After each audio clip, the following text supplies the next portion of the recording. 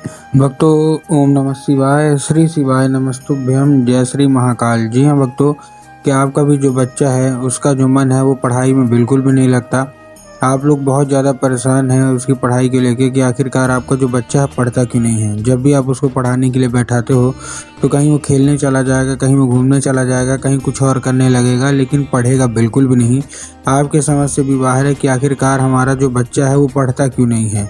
आपने उसके पीछे क्या कुछ नहीं किया। बहुत अच्छे आपने उसको क्या किया, बहुत अच्छा आपने उसको स्कूल में डाल के रखा है, बहुत अच्छा कोचिंग ट्यूशन दे रहे हैं, हर एक तरह की सुख सुविधा दे रहे हैं, लेकिन फिर भी उसका जो मन है ना वो पढ़ाई में बिल्कुल भी नहीं लगता। तो ऐसे में कौन सा उपाय करें ताकि आपके बच्चे का जो मन है वो पढ़ाई की ओर लगने लगे, पढ़ाई की ओर आकर्षित होने लगे। आज की इस वीडियो के माध्यम से हम आपको बताने वाले हैं। ठीक, पूरा का पूरा आपको बताने वाला हूँ, अच्छे तरीके से समझाने वाला हूँ। तो बस उपाय ध्यान से सुन के अच्छे से करिएगा ज़रूर। अगर आपने अच्छे से सुन लिया, अच्छे तरीके से कर लिया, तो बस रूप से जो कोई भी इच्छा है, जो कोई भी मनोकामना है, सारी की सारी इच्छा, सारी की सारी जो मनोकामना है वो पूरी होंगी ही होंगी। और आपका जो भी बच्चा है जिसका भी मन पढ़ाई में नहीं लगता, अवश्य रूप से उसका जो मन है वो पढ़ाई की ओर आकर्षित होगा ही होगा। क्या करना है, कैसे करना है, पूरा आपको बताऊंगा और अच्छे तरीके से समझाऊंगा। तो बस उपाय एक एक चीज़ ध्यान से सुन के अच्छे से करिएगा ज़रूर। ठीक, देखिए आपको भी पता है कि पूज्य गुरुदेव की जो कथा होती है उसमें लाखों की भीड़ आती है। कैसे आती है भीड़? लाखों की। और जब गुरुदेव की कथा में लाखों की भीड़ आती है तो वहाँ ज़्यादातर जो भक्त रहते हैं वो क्या करते हैं, पत्र के द्वारा अपनी मनोकामना गुरुदेव तक पहुँचाते हैं। तभी गुरुदेव की कथा चल रही थी, आज से 4 से 5 महीना पहले की बात है। गुरुदेव की क्या है कथा चल रही थी और गुरुदेव की कथा में लाखों की भीड़ आई। अब जब गुरुदेव की कथा में लाखों की भीड़ आई तो वहाँ ज़्यादातर जो भक्त थे उन्होंने क्या किया, पत्र के द्वारा अपनी मनोकामना जो थी ना वो गुरुदेव तक पहुँचाई। अब जब गुरुदेव के पास पत्र पहुँचा और गुरुदेव ने पत्र पढ़ा तो वहाँ गुरुदेव ने देखा कि ज़्यादातर जो भक्त हैं उनकी क्या है, केवल और केवल एक ही मनोकामना है कि गुरुदेव हमारा जो बच्चा है उसका जो मन है ना वो पढ़ाई में बिल्कुल भी नहीं लगता, कृपया करके कोई उपाय बता दें ताकि उसका जो मन है वो पढ़ाई की ओर लगने लगे, पढ़ाई की ओर आकर्षित होने लगे। अब जब गुरुदेव ने ये देखा तब गुरुदेव ने 2 से 3 उपाय बताए और कहा केवल और केवल। तो जब गुरुदेव ने देखा तब गुरुदेव ने फिर 2 से 3 उपाय बताया और कहा केवल और केवल ये उपाय कर लेना, तुम्हारा जो भी बच्चा है जिसका भी मन मान ली पढ़ाई में नहीं लगता ना, अवश्य रूप से उसका जो मन है वो पढ़ाई की ओर आकर्षित होगा ही होगा और 100% वो उसका जो मन है ना वो पढ़ाई की ओर ही लगेगा, बाकी कुछ नहीं करेगा, केवल और केवल पढ़ाई ही करेगा। बिल्कुल भी क्लास में प्रथम भी आएगा, हर एक चीज़ करेगा। अब जब गुरुदेव ने ये उपाय बताया तो लोगों ने जा जाके इस उपाय को घर में करना शुरू कर दिया। अब जैसे ही लोगों ने जा जाके इस उपाय को घर में करना शुरू कर दिया, वही लोग गुरुदेव की कथा में मात्र 1 से 1.5 महीने के बाद वापस आए। अब जब वही लोग गुरुदेव की कथा में वापस आए तो उन्होंने क्या किया, फिर से एक बार गुरुदेव को पत्र लिखा। लेकिन ये वाला जो पत्र था ये गुरुदेव को धन्यवाद के रूप में पत्र था कि गुरुदेव धन्य हो आपका, आपके द्वारा बताया गया उपाय हमने कर लिया है, हमारी सारी की सारी इच्छा, सारी की सारी जो मनोकामना थी वो पूरी हो गई है। और हमारा जो बच्चा था जिसका मन पढ़ाई में बिल्कुल भी नहीं लगता था ना, अब वो बिना कुछ बोले बिना कुछ कहे केवल और केवल पढ़ाई ही करता है। और ये केवल और केवल आपके द्वारा बताया गया उपाय के कारण हुआ है। आपका कोटि कोटि धन्यवाद। तो देखिए, जो लोग भी मेरी आवाज़ अभी सुन रहे हैं ना, अगर आपको भी जानना है कि आखिर ऐसा कौन सा उपाय है जिसको करने मात्र से जो बच्चे होते हैं उनका जो मन है वो पढ़ाई की ओर आकर्षित होने लगता है, पढ़ाई की ओर लगने लगता है, तो चलिए हम बताते हैं आपको आज की इस वीडियो के माध्यम से कि आपको करना क्या है। तो बस उपाय ध्यान से सुन के अच्छे से करिएगा ज़रूर। और अगर आपने आज का ये उपाय ध्यान से सुन कर अच्छे से कर लिया तो आप खुद ही देखेंगे कि अवश्य रूप से उसका जो दिमाग है ना वो अवश्य रूप से पढ़ाई की ओर लगेगा ही लगेगा।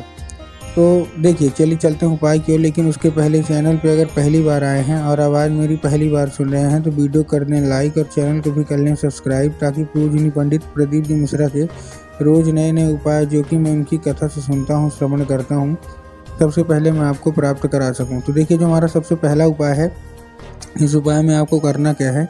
जो हमारा सबसे पहला उपाय है, इस उपाय में आपको लेना क्या है, सबसे पहले आपको लेना है 3 काली तिल और साथ में आपको चाहिए 1 धतूरा। तो आपको क्या चाहिए, 3 काली तिल आपने ले लिया और 3 काली तिल के साथ साथ आपने 1 धतूरा ले लिया। अब लेने के बाद आपको करना क्या है, जैसे आपने धतूरा लिया, धतूरा लेने के बाद अपने बच्चे के हाथ में दे दीजिए और उसको भेज दीजिए कहाँ, सीधा सीधा शिव मंदिर। अब जैसे ही आपका बच्चा शिव मंदिर पहुँचेगा उसको बोलना है कि दक्षिण दिशा में खड़ा हो जाए और उत्तर की ओर अपना चेहरा कर ले। अब देखिए दक्षिण और उत्तर में भी ना बहुत सारे लोग कंफ्यूज होते हैं कि दक्षिण क्या है, उत्तर क्या है, उनको थोड़ा साफ साफ बताओ। तब गुरुदेव ने साफ साफ बताया है कि आप जिस भी शिव मंदिर जा रहे हैं उस शिव मंदिर का जिधर साइड जलाधारी होगा आपको अपना चेहरा उधर साइड करके खड़े हो जाना है। ठीक, खड़े हो गए। अब खड़े होने के बाद आपको क्या करना है, एक नाम लेके, कौन सा, महादेव का बहुत ही सुंदर सा नाम है श्रम्भेश्वर महादेव। तो आपको करना क्या है, आप अपने बच्चे को बोलिएगा कि श्रम्भेश्वर महादेव का नाम लेके और उन्हीं का स्मरण करके क्या करे, चुपचाप अर्पित कर दे बस। पूज्य गुरुदेव कहते हैं कि अगर उसने श्रम्भेश्वर महादेव का नाम लेके अर्पित कर दिया ना तो अवश्य रूप से सारी की सारी इच्छा, सारी की सारी जो मनोकामना है वो पूरी होंगी और आपका जो बच्चा है वो अवश्य रूप से पढ़ाई की ओर आकर्षित होगा ही होगा। ठीक, ये था कौन सा, ये था हमारा पहला उपाय। अब हम चलते हैं अपने दूसरे उपाय की ओर जो कि माता पिता को करना है। ठीक, माता पिता को करना क्या है, इस उपाय में आपको एक लाल फूल चाहिए और लाल फूल के साथ साथ आपको इस उपाय को करने के लिए आपके घर में माता सरस्वती की फ़ोटो होना अति अनिवार्य है।